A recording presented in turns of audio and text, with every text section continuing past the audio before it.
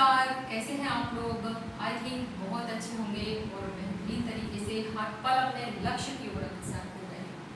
चलिए शुरू करते हैं आज क्लास। और आज की क्लास में जैसे कि आप बोर्ड पर देख पा रहे होंगे कि ये है आपका भूगोल का प्रैक्टिस सेशन। जी हाँ, भूगोल की बहुत सारी वीडियो चैनल पे पड़ी हुई है, तो आप उन्हें जाकर देख सकते हैं।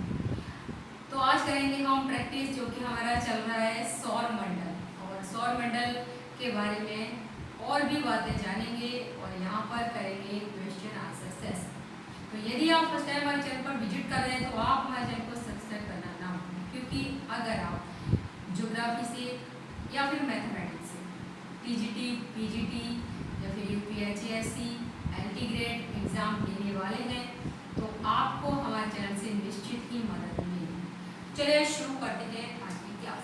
जैसा कि आप देख पा रहे हैं यहाँ पर एक क्वेश्चन है कि भारतीय सौर मिशन के बारे में निम्नलिखित तथ्यों पर विचार कीजिए। पहला है, इसमें भारत सौर ऊर्जा में तेजी से बढ़ रहा है, यानी कि जो सौर मिशन है सौर ऊर्जा की बात कर रहा है। इसमें बताइए तो भारत सौर ऊर्जा में तेजी से बढ़ रहा है, ठीक है, या फिर भारत देश के सभी हिस्सों में सौर ऊर्जा विस्तारित करने की योजना बना रहा है, या फिर दक्षिण और पश्चिम भारत को अधिक धूप और सौर ऊर्जा मिलती है। इनमें से आपको बताना यह है कि कौन से कथन सही। तो यहाँ पर आपको पहला सही है या पहला दूसरा सही है, पहला तीसरा सही है या फिर तीनों ही सही है। तो जब आप यहाँ देखेंगे तो आपको एक पहला वाला जो आपका ये है कि भारत सौर ऊर्जा में तेजी से बढ़ रहा है, तो ये बात बिल्कुल ठीक है, क्योंकि हमारा देश भारत सौर ऊर्जा में तेजी से बढ़ रहा है। अब बात आती है भारत देश के सभी हिस्सों में सौर ऊर्जा विस्तारित करने की योजना बना रहा है। तो देखिए जो हमारा भारत है वो वर्ल्ड में आप देखेंगे कि ये है आपका इक्वेटर। सौर ऊर्जा का मतलब सीधा साधा है कि जहां पर जिन हिस्सों में धूप अधिक मिले, अर्थात कहने का तात्पर्य है कि हम बात कर रहे हैं यहाँ पर उष्णकटिबंध की। और जब उष्णकटिबंध की बात करते हैं हम यहाँ, तो यहाँ पर दो रेखाएं हैं, यानी कि एक तो है आपकी 23.5 डिग्री नॉर्थ और ये है 23.5 डिग्री साउथ की बात कर रहे हैं। तो जब यहाँ हम इसकी बात करते हैं तो ये जो कटिबंध है ये है उष्ण कटिबंध। आपने एक बात नोट की होगी कि जो ट्रॉपिक ऑफ कैंसर है वो हमारे भारत के मध्य से होकर गुजरती है। इस प्रकार से है कुछ। तो जब भारत के मध्य से होकर गुजरती है, इसका मतलब ये हुआ कि जो आधा हिस्सा है वो आपका ट्रॉपिकल जोन में आ रहा है, अर्थात कि जो आधा हिस्सा है हमारे इंडिया का कर्क रेखा से दक्षिण की साइड वाला, वो किस में आ रहा है, वो आ रहा है उष्णकटिबंध में। तो वहां पर सौर ऊर्जा प्राप्ति की अधिक मात्रा हो सकती है। उन क्षेत्रों में सौर ऊर्जा में हमारा भारत आगे बहुत ज्यादा बढ़ सकता है। तो यहाँ पर ये जो बात कर रहे हैं कि भारत के सभी हिस्सों में ऐसा नहीं हो सकता, तो ये वाला क्वेश्चन का आंसर आपका नहीं है, ठीक। यहाँ पर दक्षिण और पश्चिम भारत को अधिक धूप और सौर ऊर्जा मिलती है, तो इसका कारण मैंने आपको बता दिया। ये उष्णकटिबंध में है और आधा किस में है, तो वो आधा आपका जो इंडिया है वो किस में है, शीतोष्ण कटिबंध में है। तो यहाँ पर हमारा जो आंसर है वो हो जाएगा 1 और 3 यहाँ पर ठीक है। अब बात करते हैं नेक्स्ट जो क्वेश्चन है उसकी बात करते हैं। और आपका नेक्स्ट जो क्वेश्चन है वो है हीलियोसेंट्रिक सिद्धांत को किसके द्वारा प्रतिपादित किया गया था। अर्थात यहाँ पर एक सिद्धांत पूछ रहे हैं और उसके बारे में सही जानकारी चाहते हैं। तो बात कर रहे हैं हीलियोसेंट्रिक सिद्धांत। क्वेश्चन नंबर 2 है हीलियोसेंट्रिक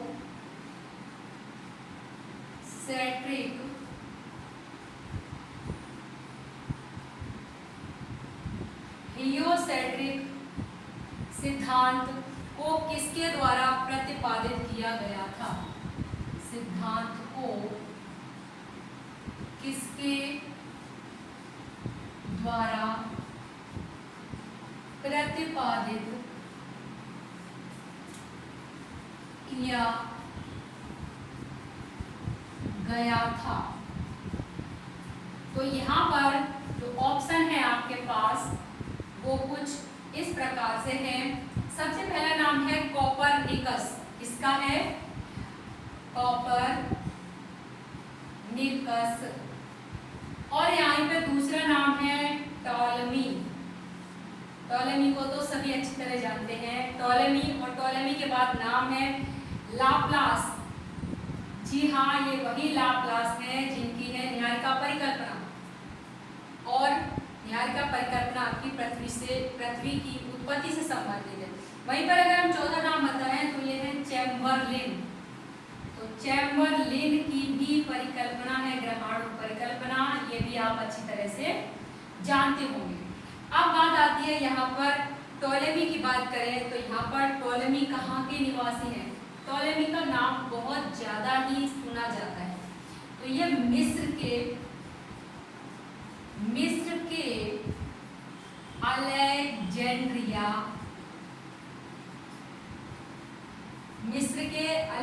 के निवासी हैं।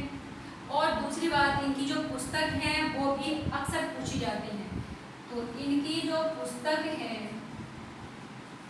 वो कौन कौन सी है? एक तो अल्मागेस्ट,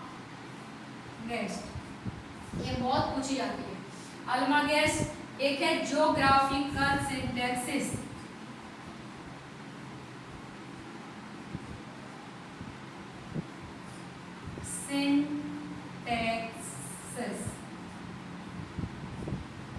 और वहीं पर बात करें तो भूगोल की रूपरेखा भी इनकी एक पुस्तक है, भूगोल की रूपरेखा।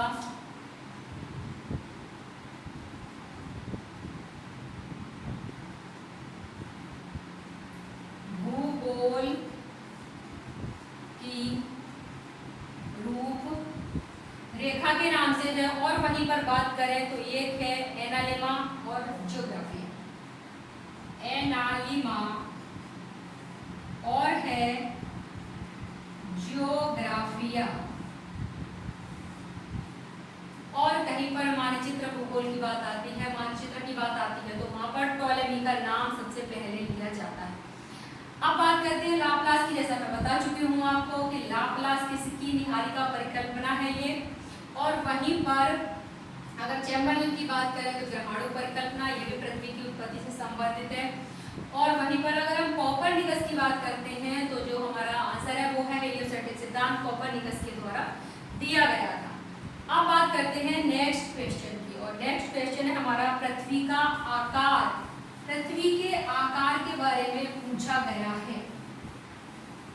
तो कैसा है पृथ्वी का आकार, आप भी बताइए, कमेंट बॉक्स में जरूर बताइए। पृथ्वी का आकार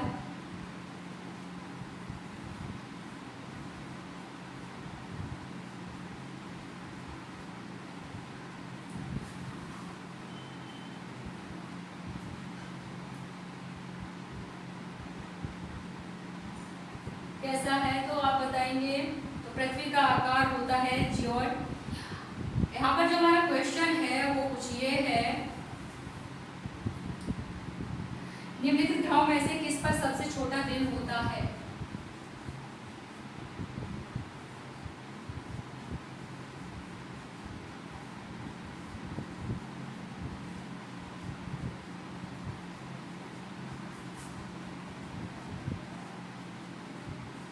सबसे छोटा दिन होता है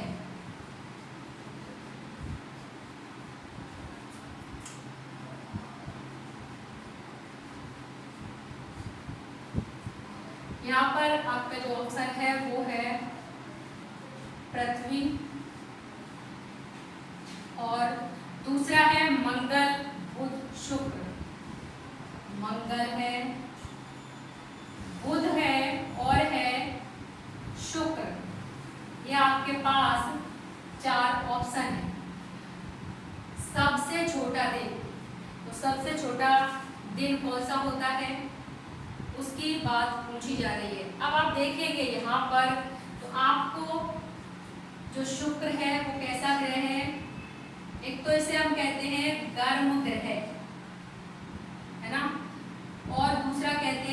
चमकीला, कैसा है ये? चमकीला है। और आपका ये सांध्य तारा के नाम से भी जाना जाता है। वहीं पर बुध की बात करें तो ये सबसे छोटा, और वहीं पर सूर्य के सबसे पास। और मंगल की बात करें तो ये कहा जाता है लाल ग्रह। और वहीं पर पृथ्वी की बात करते हैं तो पृथ्वी ही है जिस पर कि सबसे छोटा दिन भी होता है और सबसे बड़ा दिन भी होता है, जैसा कि आप पढ़ चुके हैं। जी हाँ, 22 दिसंबर सबसे छोटा दिन और 21 जून सबसे बड़ा दिन। अब बात आती है कि जो पृथ्वी की आकृति है वो कैसी है, तो बिल्कुल सही कहा आपने, कैसी है? ज्योड है। वहीं पर अगर हम इसकी आकृति की बात करें तो इसे लघ्वज गोलाभ भी कहते हैं। भूमध्य रेखीय परिधि की अगर हम बात कर लेते हैं, भूमध्य रेखीय व्यास की अगर हम बात कर लेते हैं तो कितना है और ध्रुवीय कितना है? ये है हमारी पृथ्वी, भूमध्य रेखीय व्यास ये वाला और ध्रुवीय व्यास ये वाला।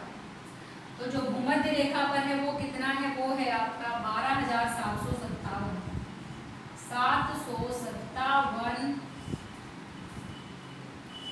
और वहीं पर अगर हम ध्रुवीय की बात करते हैं 12,714,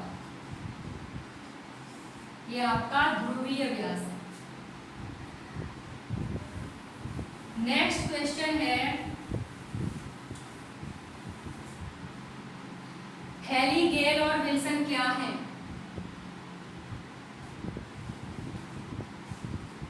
हैली, गेल और विल्सन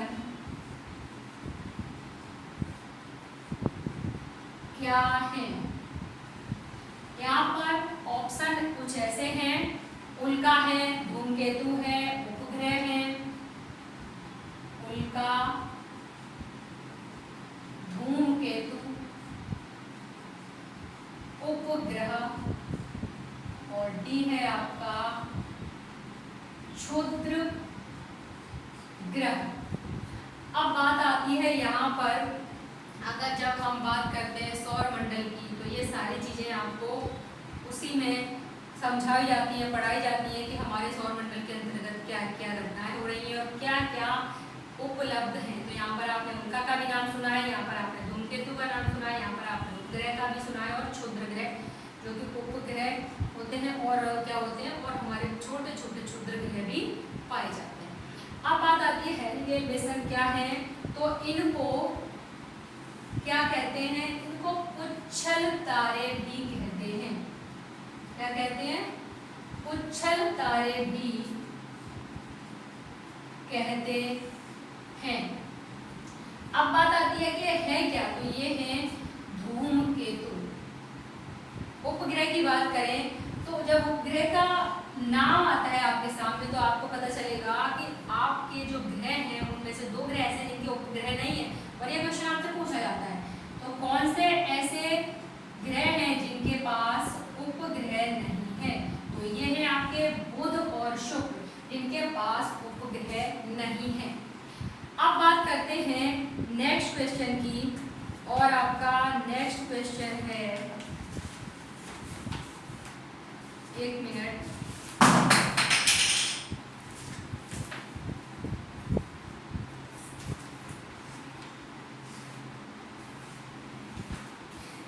नेक्स्ट क्वेश्चन है आपका, निम्न में से किसने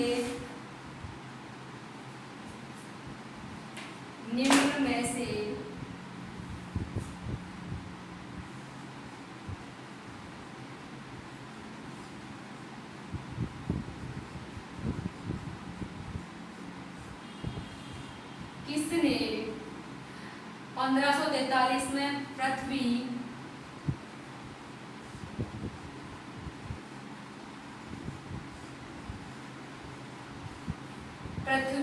केंद्रस्थ ब्रह्मांड की संकल्पना, पृथ्वी केंद्रस्थ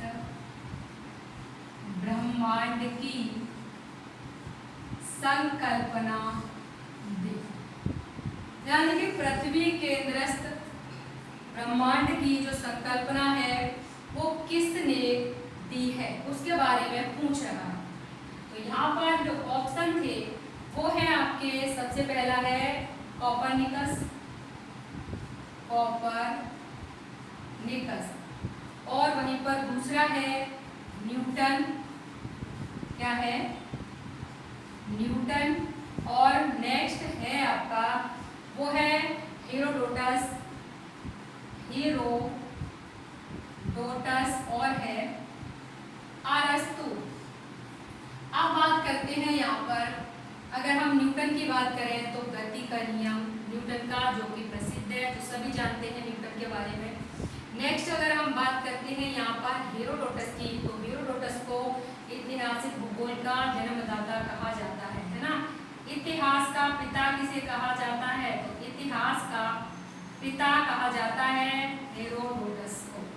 अब बात आती है यहाँ पर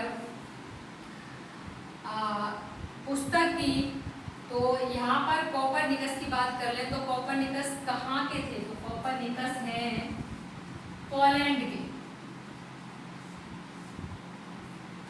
के हैं, और एक यूरोपीय खगोल शास्त्री व गणितज्ञ हैं। ये यूरोपीय खगोल शास्त्री व गणितज्ञ रहे हैं। और वहीं पर बात करें तो हीलियोसेंट्रिक जो मॉडल की हमने बात की थी, सबसे पहला क्वेश्चन था जो, उसको किसने दिया था, तो ये कोपरनिकस ही है, इन्होंने ही उसे भी दिया है। अरस्तु की बात करें तो पृथ्वी के गोल होने के प्रथम विचारक कौन थे, अरस्तु। किसने कहा था कि पृथ्वी गोल है, तो इसके प्रथम विचारक, सबसे पहले जो कहने वाले थे वो थे अरस्तु कि पृथ्वी गोल है। चलिए नेक्स्ट प्रश्न की बात करते हैं। और यहाँ पर नेक्स्ट प्रश्न है, पृथ्वी के गोल होने के पृथ्वी की भारत में से कौन भारत द्वारा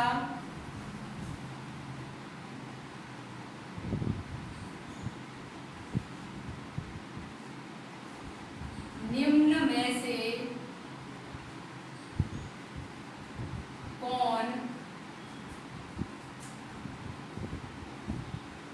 भारत द्वारा छोड़ा गया प्रथम उपग्रह है,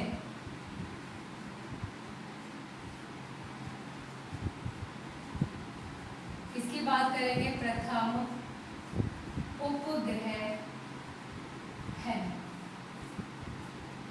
तो सबसे पहला है यहाँ पे नाम, वो है आर्यभट्ट,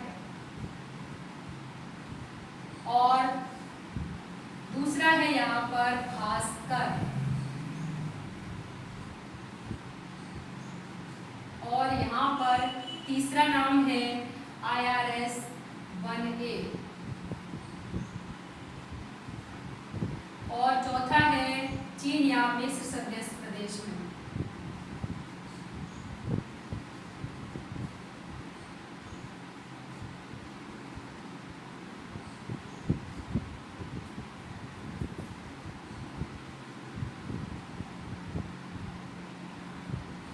तीन ही ऑप्शन रहने दीजिए यहाँ पर, इनमें से बताइए कि कौन सा है।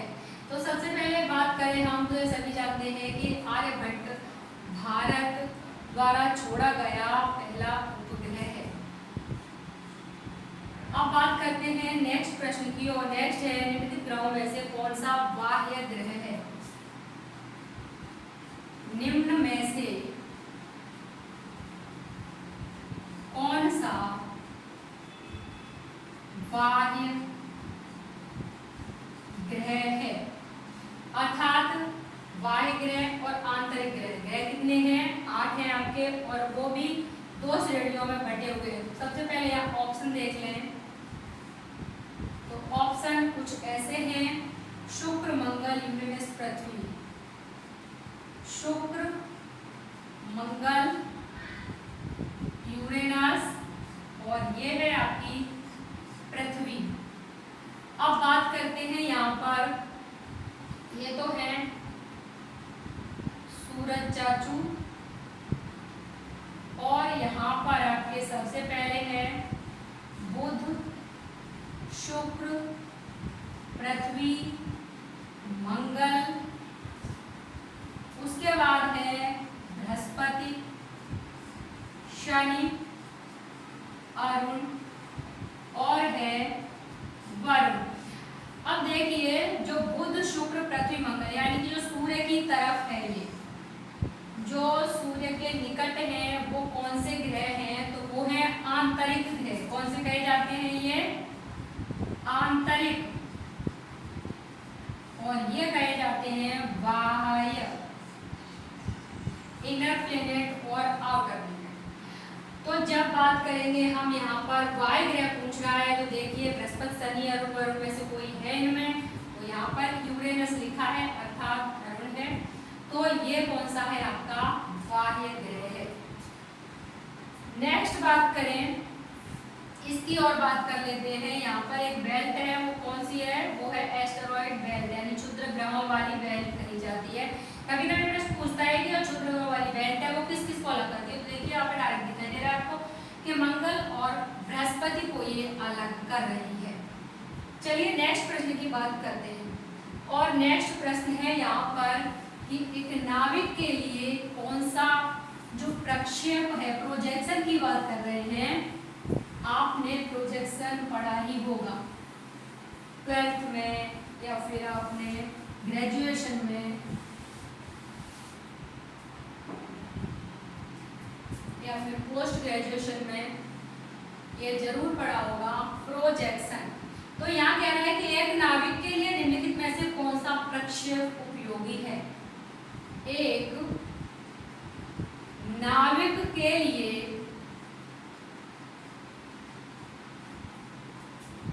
निम्न में से कौन सा प्रक्षेप उपयोगी है। उपयोगी है, तो यहाँ पर एक तो है मर्केटर,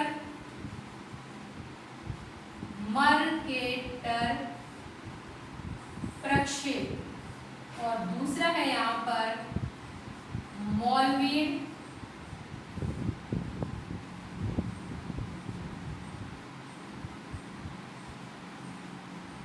और है आपका सी नंबर है नॉमोनिक और बेलनाकार। नॉमोनिक और है बेलनाकार प्रक्षेप। जी हाँ, जब हम इनकी बात करते हैं तो यहाँ पर यह प्रश्न अक्सर पूछा जाता है, और यहाँ पर मर्केटर प्रक्षेप है वो अत्यधिक उपयोगी है एक नाविक के लिए, तो यह बात आपको याद रखनी है। नेक्स्ट प्रश्न की बात कर लें यहाँ पर, तो प्रश्न है आपका निम्न ग्रहों को पृथ्वी का जुड़वा तारा कहा जाता है। यानी कि जो कौन सा ग्रह है ऐसा, किस ग्रह को पृथ्वी का जुड़वा तारा कहा जाता है। अब यहाँ पर है आपके ऑप्शन, सबसे पहले है शुक्र, और उसके बाद है मंगल, बृहस्पति, बुध। मंगल है, बृहस्पति है और है बुध। अब यहाँ पर बात करते हैं हम बुध की, तो बुध क्या है? सूर्य के निकट जो ग्रह है वो अक्सर पूछा जाता है, तो वो कौन सा है? वो है बुध ग्रह। वहीं पर अगर हम बात करें यहाँ पर मंगल की, तो वो क्या है? लाल ग्रह है। और बृहस्पति की बात करें यहाँ पर, तो बृहस्पति की अगर हम बात करते हैं तो बृहस्पति क्या है? जुपिटर सबसे बड़ा ग्रह है, ये भी अक्सर पूछा जाता है। और अगर हम पिंड की बात कर लें, सौर मंडल में कौन सा पिंड दूसरे नंबर पर है, तो वो है आपका बृहस्पति ग्रह, क्योंकि सबसे बड़ा पिंड आपका सूर्य है। चलिए यहाँ पर बात करें तो ये जो क्वेश्चन का आंसर है वो है आपका शुक्र ग्रह, जिसे कि जुड़वा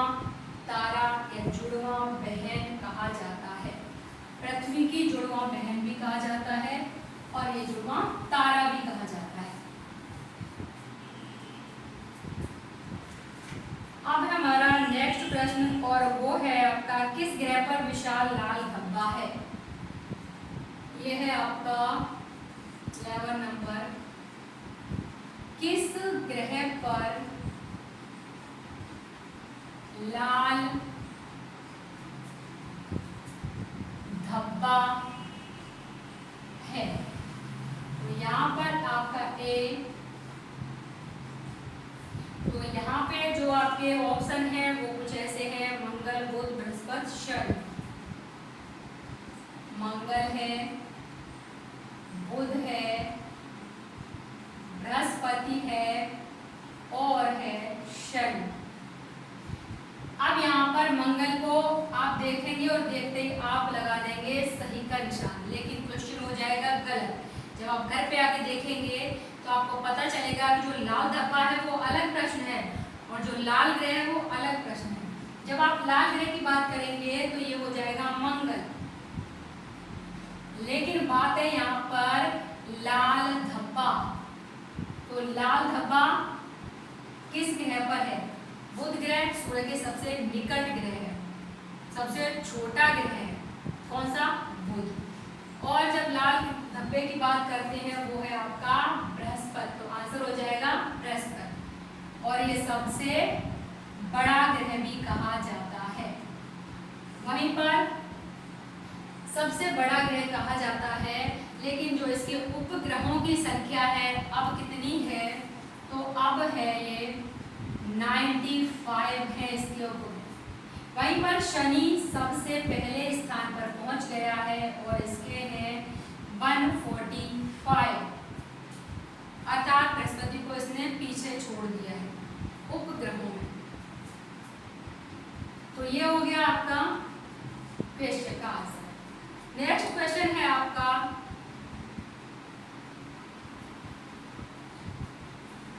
कभी कभी ये लाल धब्बा है, इसके बारे में कोई दूसरा प्रश्न बन जाए तो आप कैसे इसका पता लगाएंगे? यहाँ पर क्या है कि जो लाल धब्बा है उसकी बात करें तो ये निरंतर चलने वाला प्रति चक्रवातीय तूफान है और इसी से लगता है कि यहाँ पर क्या है, लाल धब्बा है। और कम से कम ये 400 वर्षों तक बना रहता है। जो लाल धब्बा है वो कितनी वर्षों तक बना रहता है? 400 वर्षों तक बना रहता है। और ये भूमध्य रेखा है हमारी, जो उसके दक्षिण में कितने डिग्री पर है? तो 22 डिग्री पर स्थित है। चलिए अब बात करते हैं निम्नलिखित में से कौन सा सुमेलित नहीं है। क्वेश्चन है, निम्न में से कौन सा सुमेलित नहीं है? तो सुमेलित करना है आपको। सबसे पहले यहाँ पर दिए गए हैं ग्रह, पृथ्वी,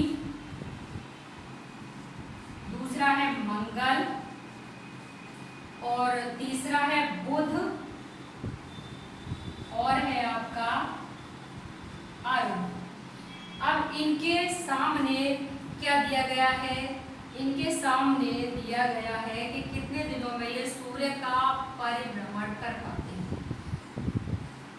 तो पृथ्वी की बात करें तो यहाँ पर है 365.25 दिन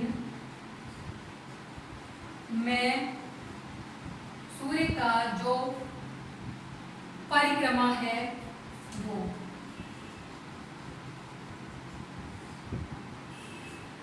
और मंगल है तो मंगल की इन्होंने बताई है वो है आपकी 525 दिनों में।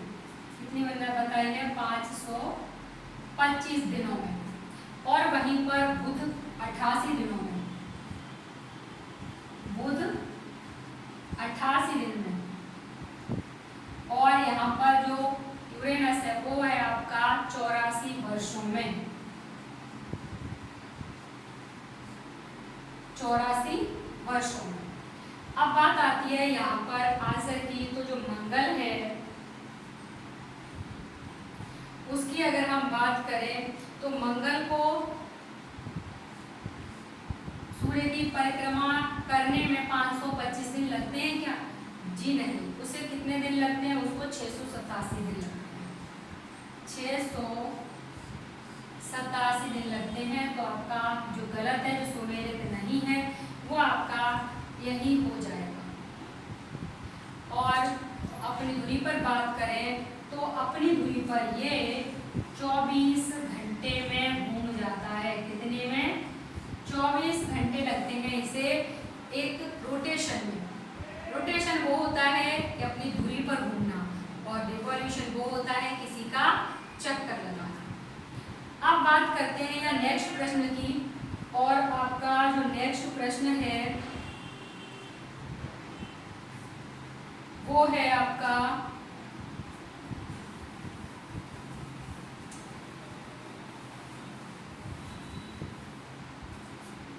नंबर,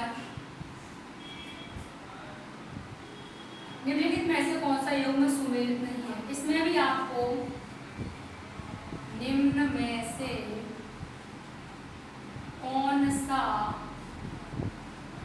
सुमेलित नहीं है?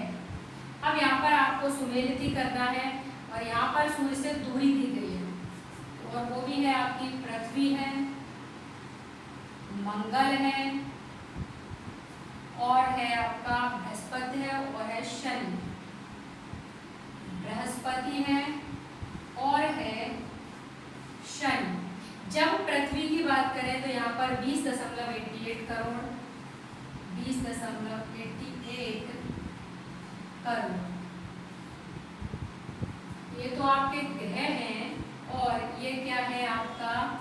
ये है आपका सूर्य से दूरी की बात कर रहे हैं। मंगल की, तो मंगल की 22.79, और वहीं पर 77.85, और शनि की है आपकी 143.3।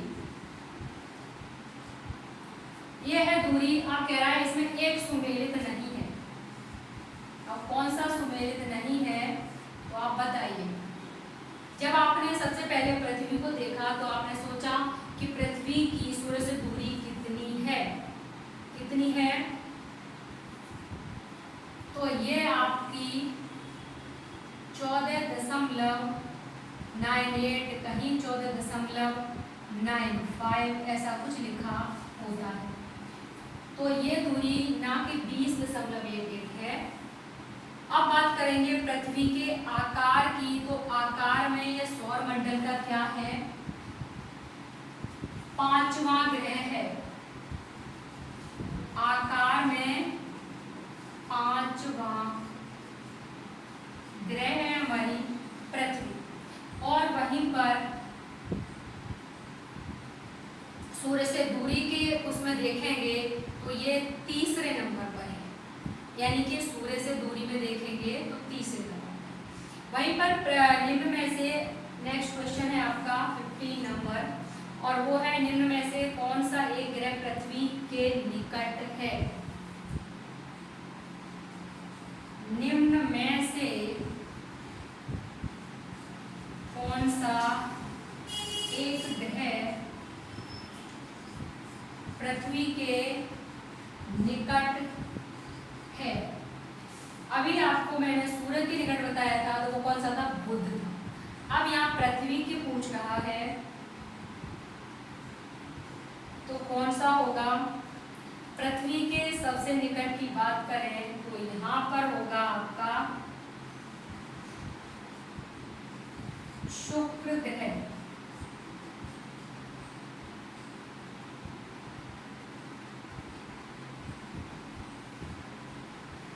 कौन सा होगा?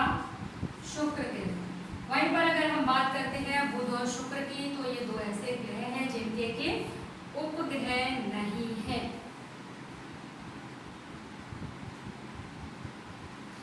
देखिए पृथ्वी जो है, जैसे कि हम कहेंगे इधर हमारा सूर्य है, यहाँ पर है बुध शुक्र है ना, और ये है पृथ्वी मंगल है ना। तो एक ही तरफ मंगल एक तरफ शुक्र, लेकिन जो शुक्र है वो इसके सबसे निकट है। तो आज की क्लास में बस इतना ही, मिलते हैं नेक्स्ट क्लास में। तब तक के लिए धन्यवाद, नमस्कार, जय हिंद।